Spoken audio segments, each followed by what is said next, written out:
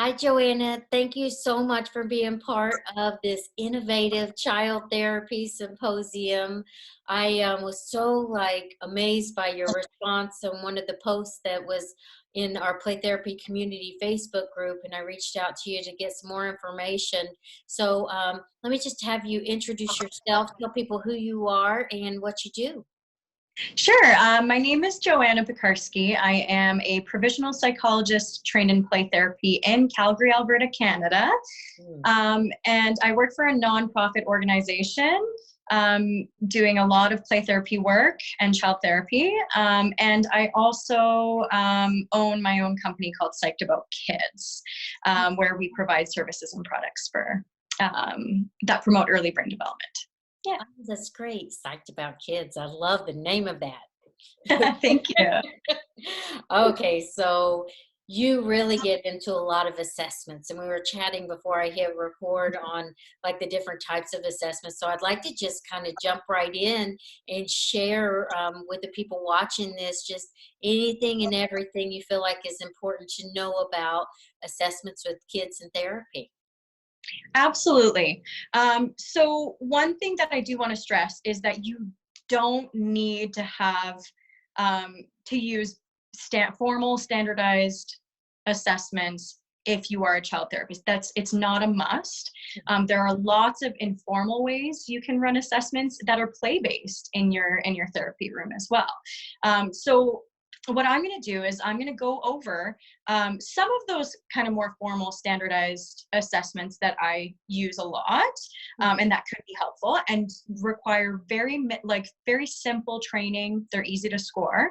But I really want to focus on those informal assessments that are activity and play based that you can use to gather a lot of information and that can inform your treatment and goal planning as well.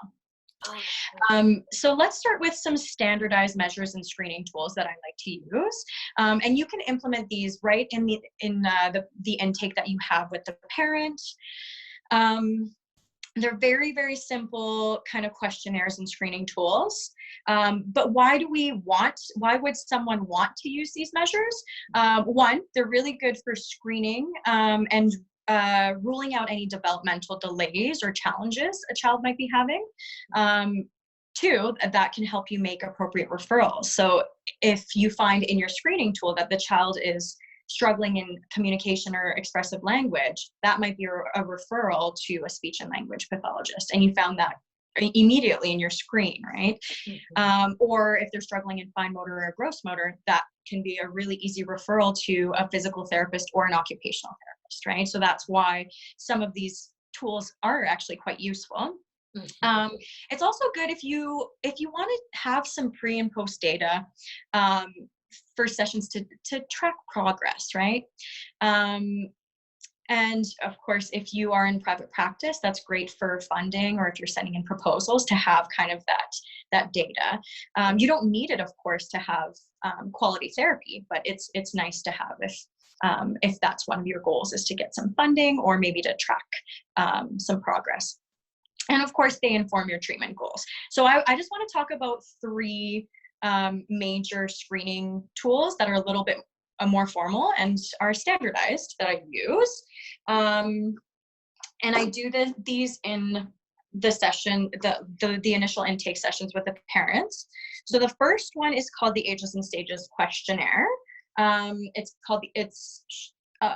it's referred as the ASQ. And this one is for younger kids, so ages 0 to 5.5. So if you have a 4 or 5-year-old coming into your therapy sessions, it's really, really good to do a developmental screening. So the ASQ it's meant to be a parent questionnaire, so you can either give it right to the parent. Very easy to score.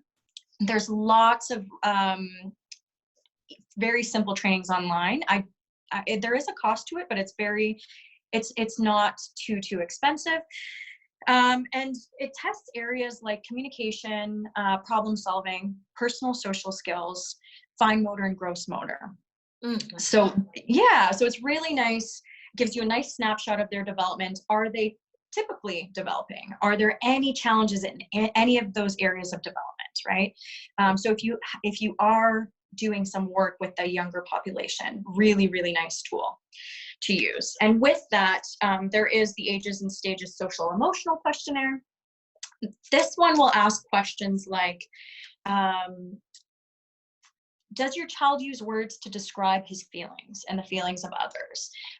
So once again, it's meant to be a parent questionnaire, but I've done it like interview style in an intake. You get a lot of information from the parents when you do it that way as well. And same with the ASQ. Often my first session with the child, if they're under 5.5, will be just me completing the questionnaire with the parent, and I'll also have the child present. So I'll bring tasks, I'll bring items that kind of follow through with the tasks. So one of the tasks is like, can your child throw a ball overhand? So I'll bring a little ball to the session so that we can actually see the child completing these tasks, and it's not just a self-report. So it's, yeah, so that's how I use that tool. Oh, that's great. And I think about like you're talking about like you can use this information for referrals. And when we're working with kids, we're looking at the whole child. And a lot of times That's we're right. trying to take information in from everywhere and figure out, you know, the issues are here and they're not here and this is happening. That really gives you like a seems like a comprehensive or as much as possible understanding of what the child is experiencing.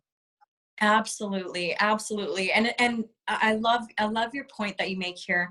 And I'll find things like I'll get a referral for a child who is really, really struggling with seat work and writing tasks.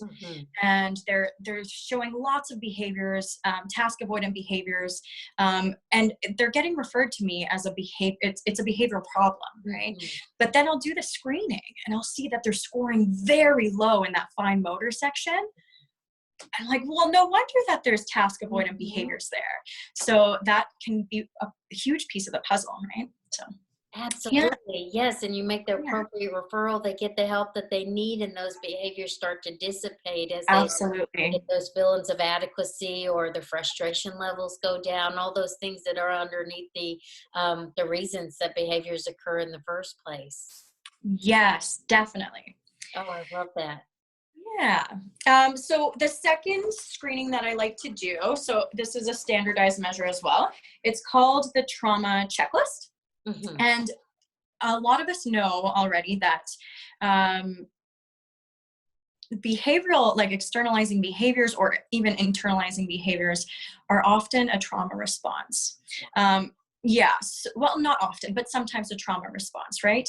So, and if we're not collecting trauma history, then once again, we get that behavioral referral, right? The child is showing all of these behaviors. So this is really useful as well. You don't have to use the trauma checklist. You can ask the parent informally, has the child experienced anything traumatic? So there is a parent questionnaire, and this one is actually for youth and child. So if the child is age 12 and up, I will sometimes use this questionnaire. It really gives me a perspective of kind of the trauma that they experience, and they get to rate kind of all these events, which one is the one that brought you here, or which one was the worst for you. So yeah, so also some good information gathering, and it really kind of prompts you to collect that trauma history, because that's sometimes missed, and it could be a huge part of why the child is showing externalizing behaviors. Absolutely. And I think sometimes when we talk about trauma and therapy, and if we were just to ask that just a very kind of broad way to the parent, they may be like, no trauma. That's But right. as we dig down, trauma is like a distressing or disturbing event. It doesn't necessarily look like a combat experience or a car crash, which it is, but it could be those other things like a family divorce or a move or something like that. So I love That's the right. thoroughness of being able to just kind of dig down to the root of it. And then when you can have that information, then you can again get underneath the behavior and heal whatever is going on there. That's right. It definitely can inform treatment goals for sure. Yeah, so the final one that I want to show you, so this is another standardized screening tool, is called the Child Behavior Checklist. Mhm. Um, Also a parent questionnaire. So this one, it's I believe it's 100. Yeah, it's 100 little symptoms or characteristics where the parent fills out whether it's not true, sometimes true, or very true. And it takes a little bit longer to score, like 15 to 20 minutes per questionnaire to actually score it. But once you score it, you collect some really cool information on those externalizing and internalizing symptoms. So there is a questionnaire for ages 1.5 to 5, so the little guys, and also ages 6 to 18. Okay. So there are two questionnaires. It's also reasonably priced. And I want to show you kind of the scales that so they break down all those 100 items into 8 different subscales, and you looked at and you tally the scores and you find the totals in these subscales, and you look at emotional reactivity, anxiety and depression, somatic complaints, withdrawal, sleep problems, attention problems, aggressive behavior, and then other problems. So if the child is scoring high in any of those areas, and I'm thinking like attention problems, once again, that can be a referral for some more testing in ADHD, potentially. Sleep problems, also that could be a good referral. Have you talked to the pediatrician? Because if there are sleep problems, that often affects behavior as well.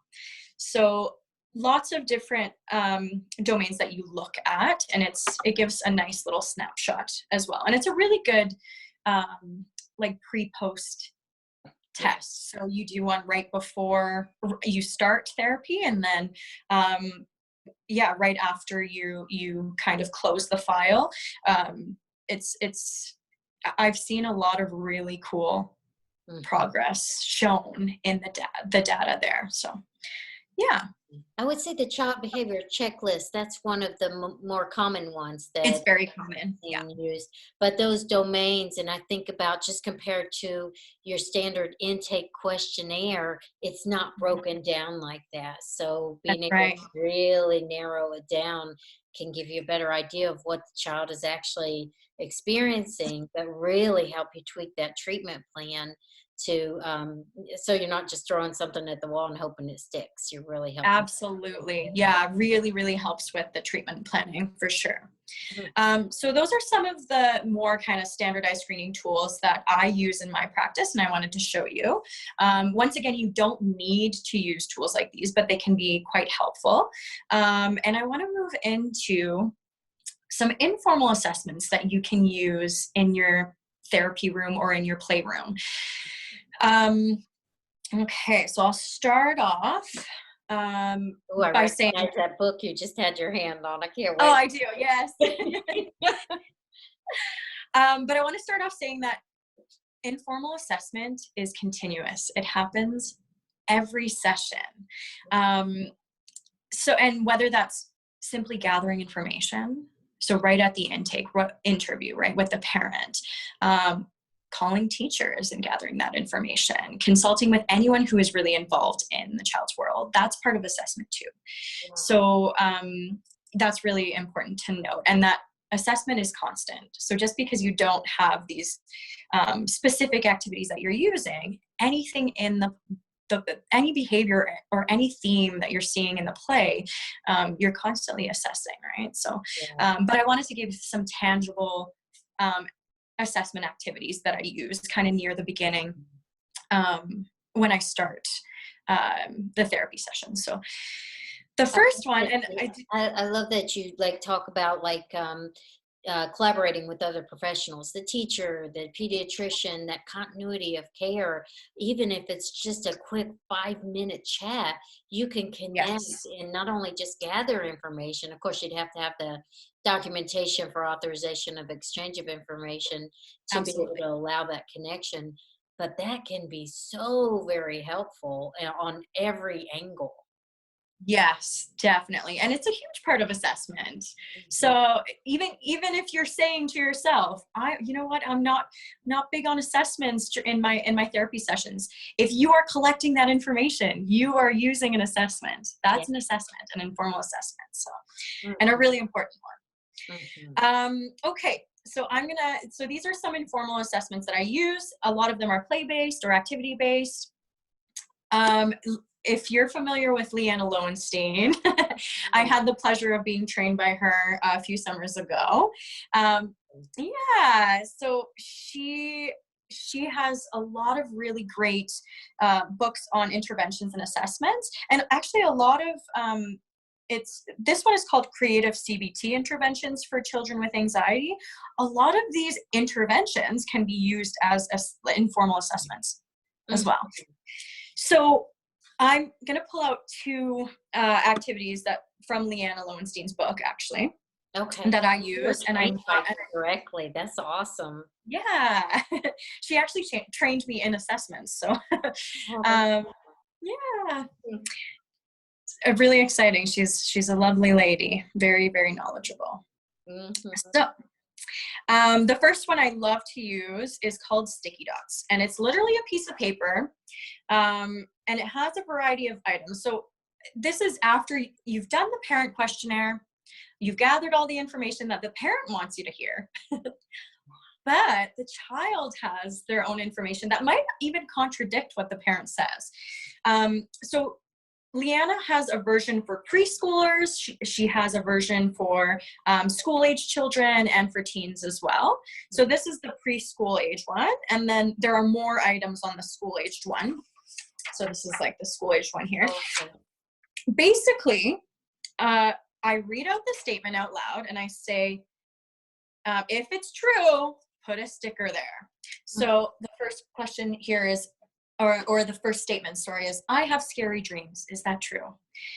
And then they'll put, if it's true, they'll put a sticker right beside it, and I'll have my finger there.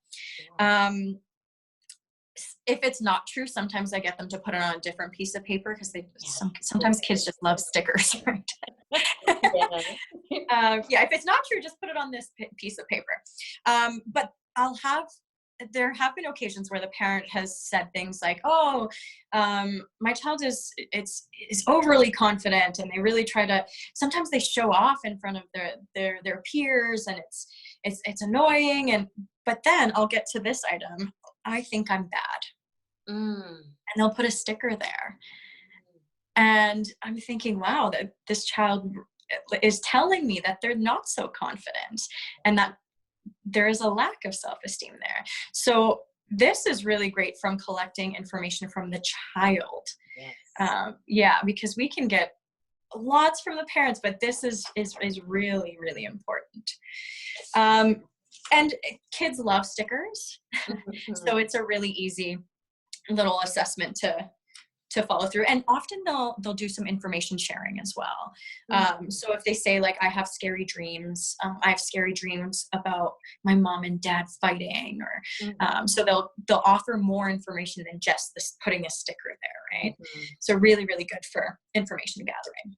I love that. It's playful with the stickers, but yet it's very, very informative. It's such an Yeah, interesting point about the perception of the parent could be very different than the reality of the child. I've seen that so many times, and I think it's just if you don't get that insider's view from the kid, you're missing out on like meeting them where they're at, and absolutely. That's or- why I love this assessment too. Um, Yeah, so that's the first kind of informal one that I use. Another one also from Leanna Lowenstein's book is called People in My World. Mhm. And basically, yeah, you just have this little Oh, sheet here. mhm. It's just a little template. It has like a world, right? Very simple world on it. Mhm. And you get the child to either write their name somewhere or draw themselves in one of the little spaces, because they're first in their world.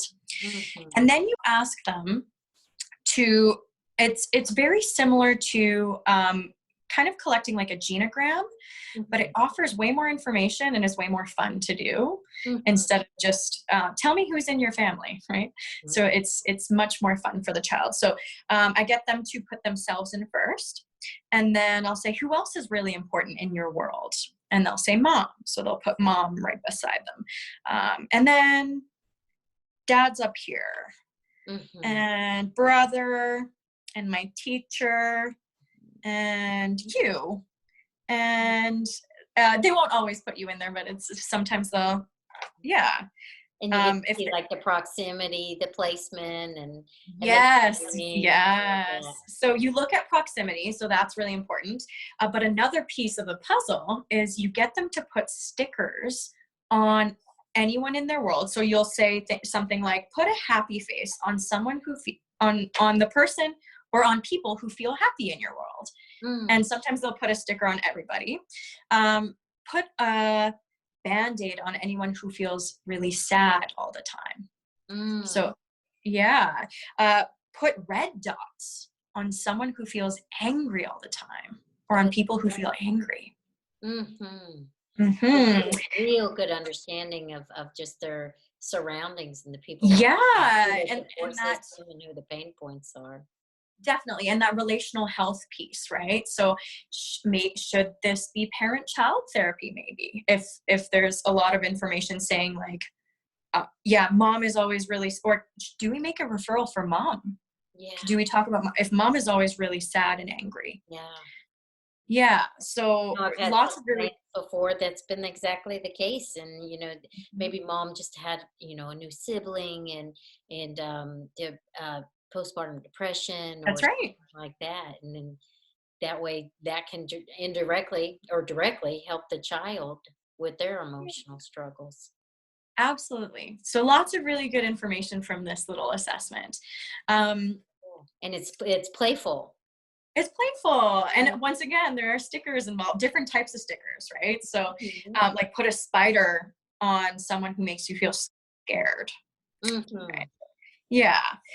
And then it also gives some information on like who isn't in their world, who maybe you've heard about in the intake with mom or dad, and they're not including them in their world. So that's another piece of the puzzle. So some really good information there, and can definitely inform treatment planning as well. Do we include family members in the therapy sessions if that's the type of work that you might do, right? Sure. Now, those that you just showed us, did they come from that book? Yes. Okay. Yes. Excellent. Yeah, so that's a really, really good one. Sometimes I do a similar version to that, and it's called Paper People. I do it with younger kids, and it's you cut out little paper people, and then you get the child to draw a face, and then you write the names, like this is mom, and same thing, you put the stickers on. Yeah, so that one might be more relevant for younger kiddos, but similar version. Sure. I could imagine you could adapt it to whatever age. If you're working with a teen, you can make it a little bit more elaborate, and younger, you can support them by writing or whatever. But the whole sticker concept is just fun. I mean, kids love that. It's really great. So the next thing that I do is I always pull out some sort of feelings cards.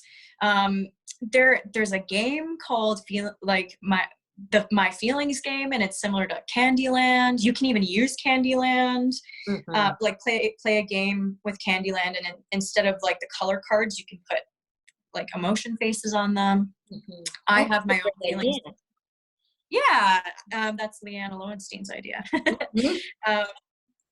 But I use my own feelings cards, and this assesses emotional intelligence. So can they even identify feelings? Yeah. Because that's a huge, if they're coming in as a referral for challenges with emotional regulation and they can't even identify their own emotions, boom, there's a treatment goal right there. Yeah. I know Dr. Siegel, to name it is to tame it. It actually helps to create neural networks in the brain, just labeling and identifying. Absolutely. So I just ask them like, hey, what feeling is this?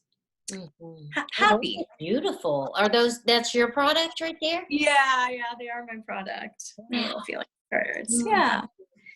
Yeah. So yeah, so I'll say how is this person feeling? Mhm. Happy. Tell me a time when you felt happy. So that's some more information gathering. Um, or yeah, so you'll go to the mad face or the sad face. What does this person feel? Sad. Tell me a time when you felt sad. When mommy yells at me, sometimes I'll get answers like that. So that's also an indication of, oh, there's a relational piece there. So how do we address that? Yeah, so Well, lots that of seems information like that's gathering. supporting that assessment piece, but also given like the emotional literacy and some Yeah. processing as well. And it's assessing their emotional literacy, right? Some of them can't, maybe they can name a feeling, but they can't name a time when they felt it. Mm. So yeah, so I've had that a lot. So tell me a time when you felt sad. I don't know. I don't know. So that tells me that their emotional intelligence or emotional literacy needs some work, and that can be a goal, right? Mhm. Another thing that feelings cards can assess is reflective functioning. So you can go through kind of these bases and say, oh, she's feeling scared. Can you tell me why you think she might feel scared? So just that why question is testing that reflective functioning piece, which definitely affects peer relationships. So if you're getting a referral for, oh, he's constantly aggressing towards his peers, maybe he doesn't know what the peers might be feeling. So that's something that I'm going to work on with him. Sure. So yeah, so really Hey, those nice. cards are beautiful. I think about some of the cards that I've used in the past have had like illustrations, and the kids will focus on the illustrations, but those actually have human faces. I love the human faces. It's really important for them to be able to connect not just to animations, but to Yeah, human faces and human cues, right? So it's a yeah. real thing. And it's Yeah. also like kids with an autism spectrum disorder, and you look at like being able to pick up on those like social cues and looking at expressions and matching those. How very valuable are those? That's Absolutely. very. Yeah. So feelings cards are not just an intervention tool, but can be used as a really good informal assessment. Mhm.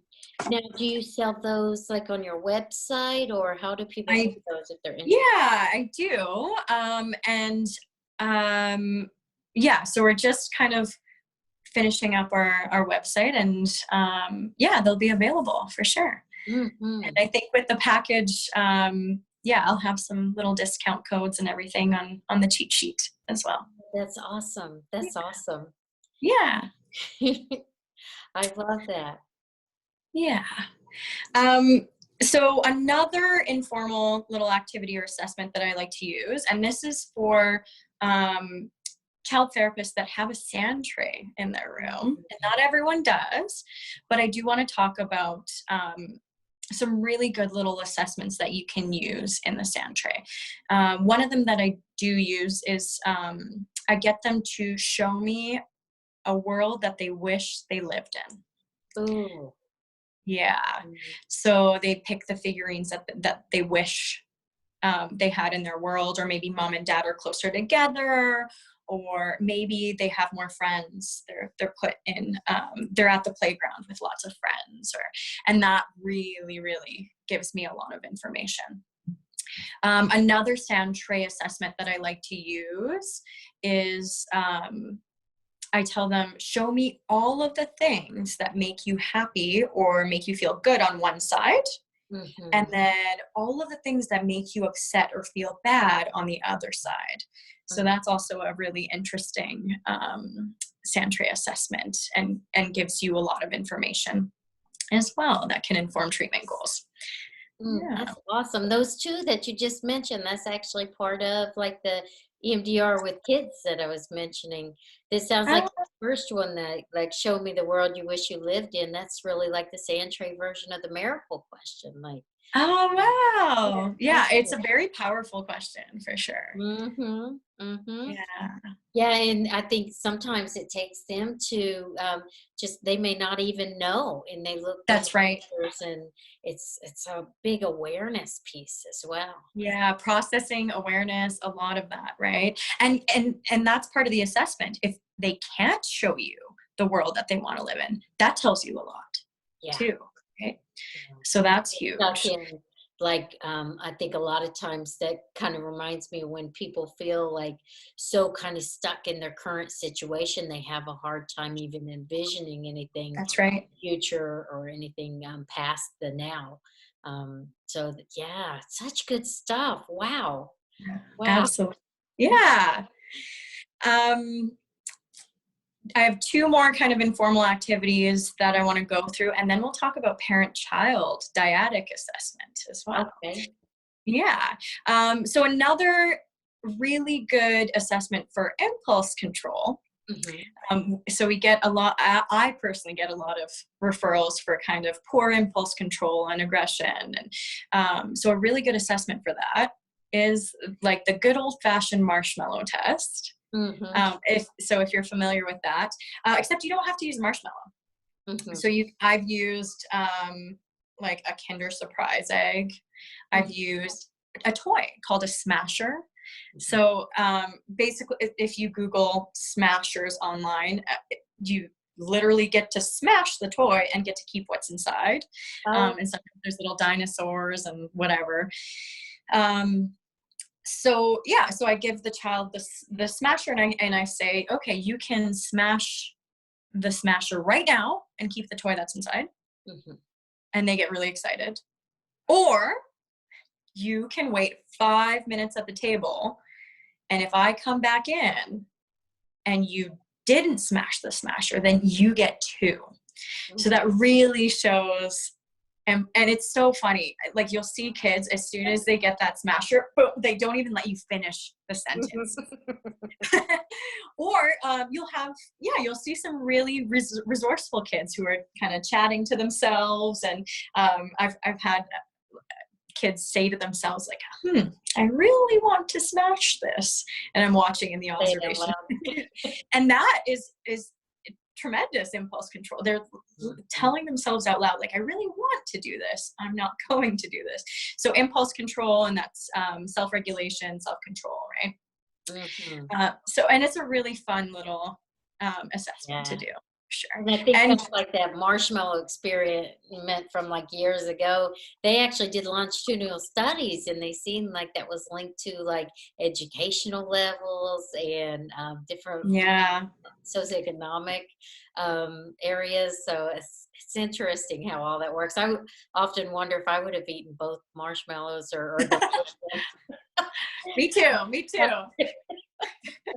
one. Yeah, my impulse control when it comes to food right now, I don't know about that currently. Yeah, but it's a really, really cool one to use, and it can definitely be part of the treatment planning. So improving impulse control, and you can do as part of your intervention. You can also implement shorter intervals. So okay, let's, instead of 5 minutes, let's see if we can do it for 10 seconds, Mhm. even, right? For that really tough. Yeah. Yeah. So improving that impulse control, that tolerance, and that ability to self-regulate. So yeah. Yeah, I think how that's linked to, like the polyvagal theory, even just the window of tolerance to be able to tolerate that distress. And our goal in Yes. therapy is to widen it. So like, okay, right now you have like 20 seconds before you smash that toy. Let's see how we are like 3 weeks after, working. Yeah, it's really cool to see progression too. Yeah. Mhm. I'm gonna Yeah, and then those smashers and get some. That sounds I like know, right? fun. They love those smashers. Yeah, and then the final informal assessment, and a lot of us already have these, are like cause and effect turn-taking games. So I always use a turn-taking game in my very first session. Mhm. And not only is it really good for rapport building and engagement, it's a fun activity, but it tests, once again, impulse control. Can they wait their turn? Mm-hmm. So that's self-regulation, impulse control. Can they wait their turn? It can also test emotional regulation. So you always give them an opportunity to win and to lose. So if they lose, how do they respond? Is it, are they having a really tough time with that feeling of losing? What kind of, so that's a really good assessment. And also, if you give them the opportunity to win and kind of over exaggerate your own response and say, oh man, I lost. You're testing empathy. Ooh, as well. that's good. Yeah. So you're looking at their response. Do they rationalize with you? Do they say, oh, but we can play again? Mm-hmm. Do they even notice your response? Mm-hmm. Right. So that's a really good indication that there's some good capacity for empathy there, especially if they're referred to you with like ODD, an ODD diagnosis, right? Yeah. And it's surprising to see like how many kids will respond to you kind of looking, oh, I lost this time. You're like, boom, there is capacity there. Or maybe that's something that we need to work on, right? And how do we start building empathy, or how do we start modeling that in the sessions, right? Mm-hmm. That's so good. There's so many layers you can get just from that one little game there. Yeah, from a turn-taking game, right? Mm-hmm. Mm-hmm. And I'm huge on very simple cause and effect turn-taking games. So things like Pop-Up Pirate. This one is like a version of Pop-Up Pirate. So you insert little honey spoons, and whoever makes the bumblebee pop wins. So there's always like that end outcome, like your turn, your turn, your turn, and until something pops, right? I win. So a very clear turn-taking, very clear outcome, and it's fun and engaging as well. I have a list of amazing cause and effect turn-taking games, like literally, I have like 25 of them. Really, that's awesome. I've never seen that game. Can you show us the box? Yeah, this is called Honeybee Buzz. So super similar to like Pop-Up Pirate. Oh my gosh, I'm gonna have to order that. Oh, that's cool. And it's fun. It doesn't look like it takes any kind of special skill level or anything. Oh. It's putting it in there. Yeah. But you know what else you can assess with this? This is just an extra tip. If you're playing this game, the little honey spoons are actually quite tricky to, like, it takes some force. Oh. I won! It takes some force to actually put the spoons in. So if the child is really struggling with pushing the spoons in, that might show that their hand strength is not quite there. And then you assess, like, how is this child with writing tasks? Again, is this a referral? Grip with the pin, and then you might want to make a referral. A little note. Yeah. Absolutely. So yeah, that's kind of all I have for those informal assessments that I really like to use in my sessions. But the last thing that I want to talk about, and I'm not sure how we're doing for time. We're doing great. Great. Mm-hmm. The last thing that I want to talk about is the parent-child dyadic assessment, because I know that some of us do this work as well, where we do have the parent enter the session. So how do we assess kind of the parent-child relationship informally? Which is so important for the child.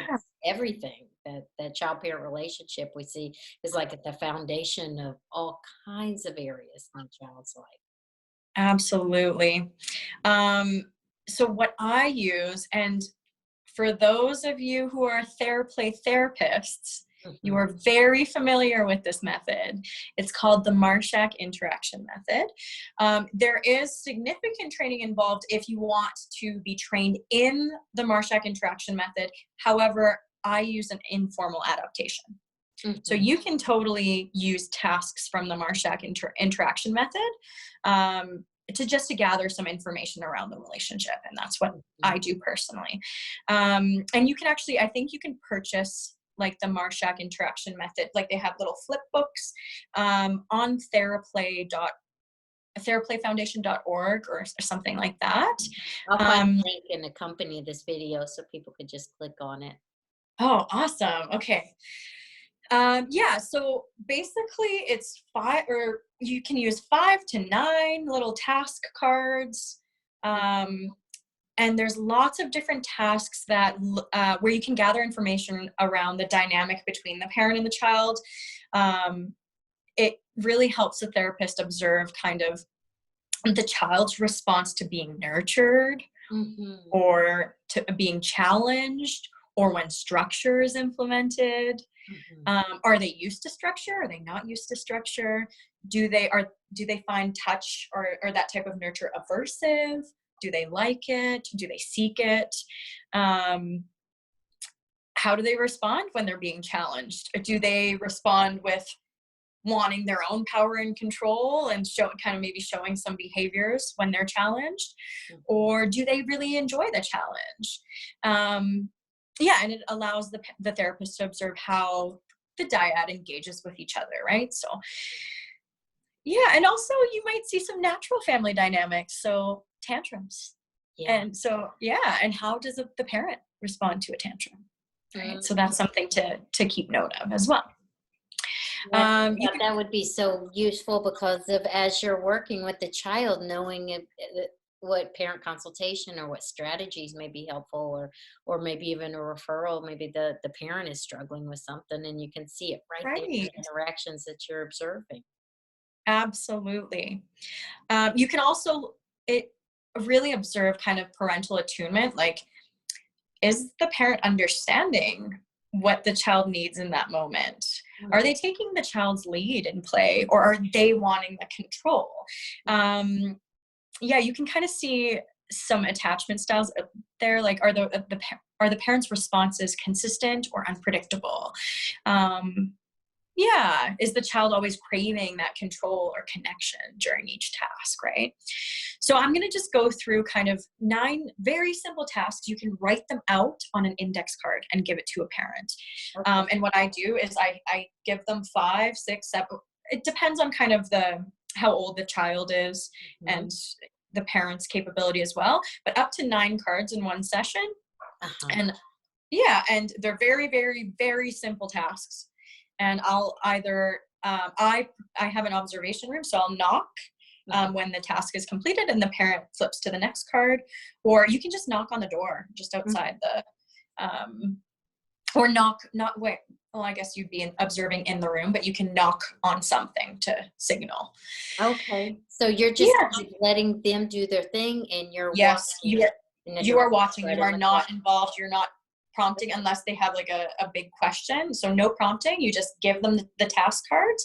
Just follow each one. I'll do a little knock when it's time for the next card. You have an observational room like with a 2-way there? Oh, very nice. I'm so lucky in that way, right? But not everyone has that, so you can absolutely be in the room for this. Just kind of, sit in the corner away from the table that the parent and child are sitting at, kind of inconspicuous, just letting them do their thing. So I'll go through kind of what the 9 tasks that I like to use. So the first one is free play for 3 minutes with either 2 puppets or 2 stuffed animals. And you kind of watch what that dynamic looks like. Once again, is the parent allowing the child to lead? Does it look like they've never done this before? Do they know how to play with each other? Yeah. Right? Because that could be a treatment goal, is like how to take your child's lead during play.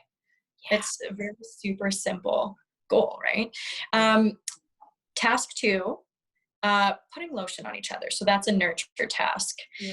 So how does the child respond to that? Do they like it? Do they want more of it? How does the parent respond? Maybe they've never been nurtured before too, right? So something, the touch, and there could be sensory stuff. Yeah, great point. So that sensory piece as well, is there aversion to that? Is that a referral to an OT, right? Mhm. Another task is the child copies a picture that the parent draws.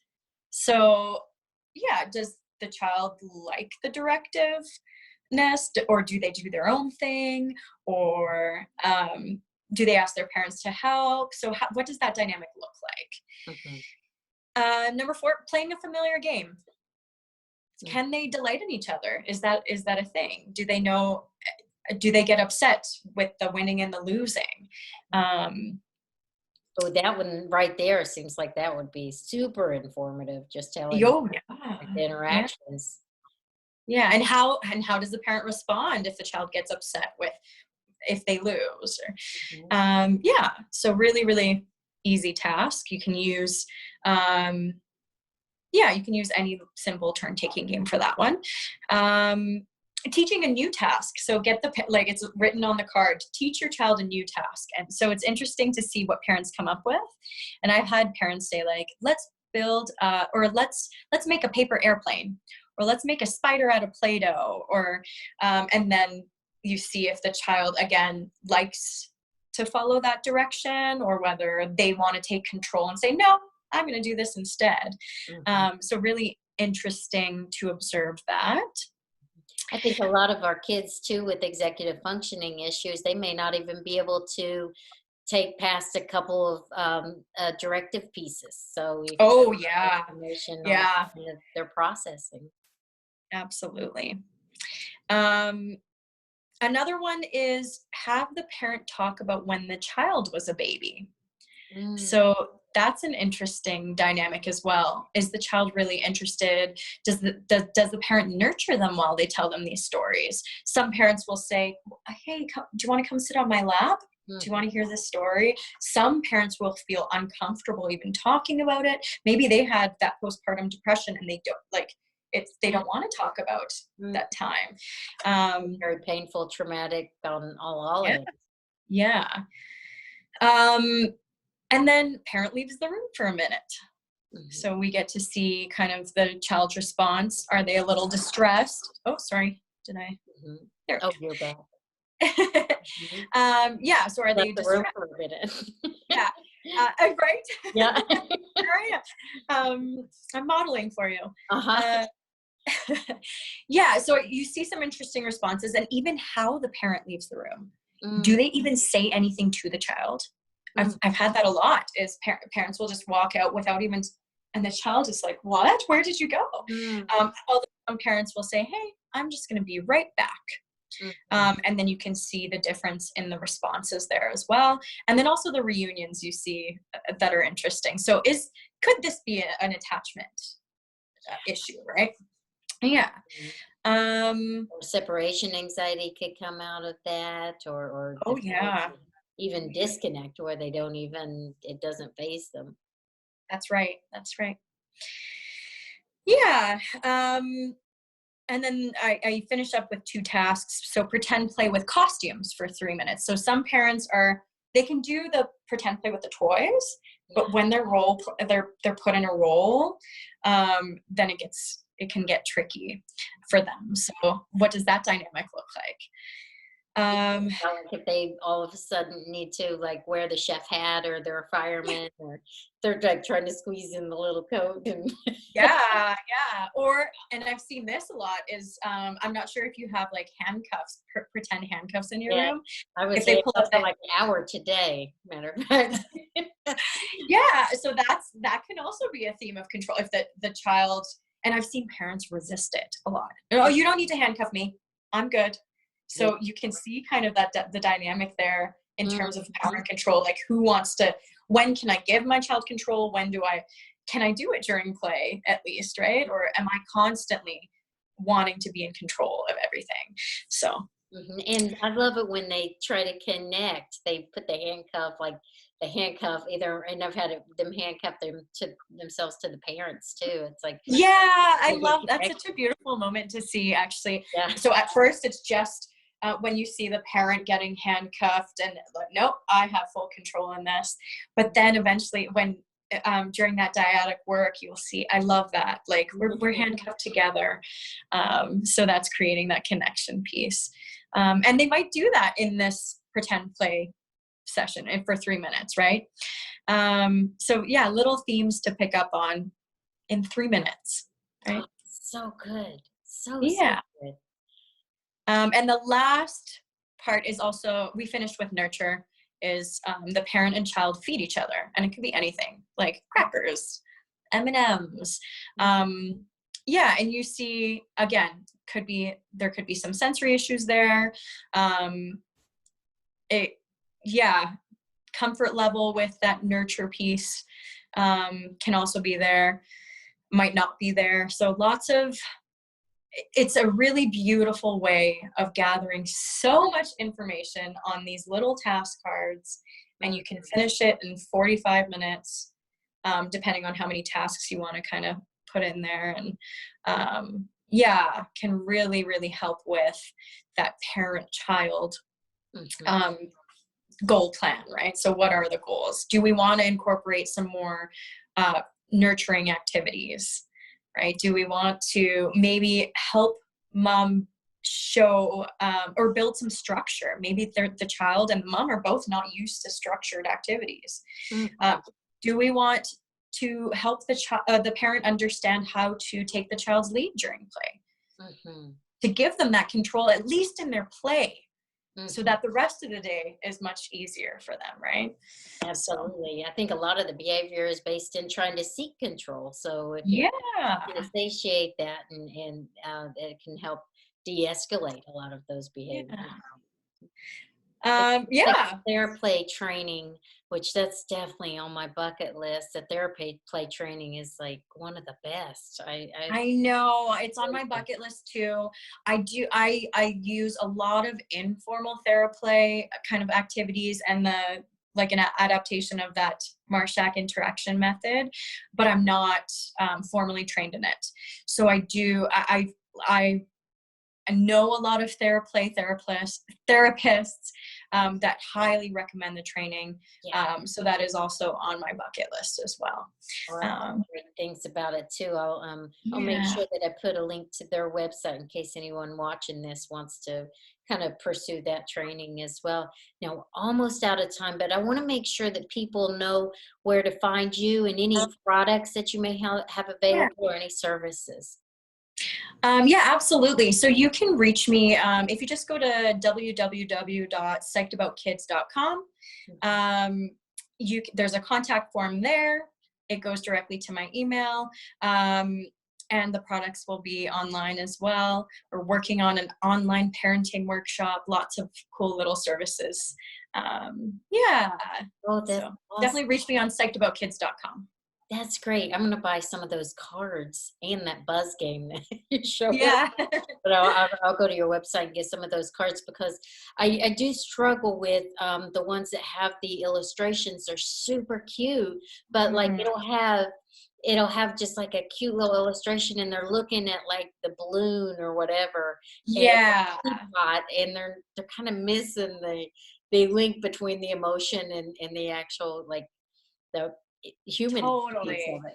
So, we're working on an expansion pack right now, because right now we only have a couple of feelings on our little key ring. So we're working on an expansion pack, but and hopefully that'll be up pretty soon too. Excellent. Well, thank you so much, Joanna. Oh my goodness, this is amazing. You've really given us a lot of great information, formal, informal, ongoing, formative, everything. Thank you so much. Thank you so much for having me. You take care. Bye-bye. You too.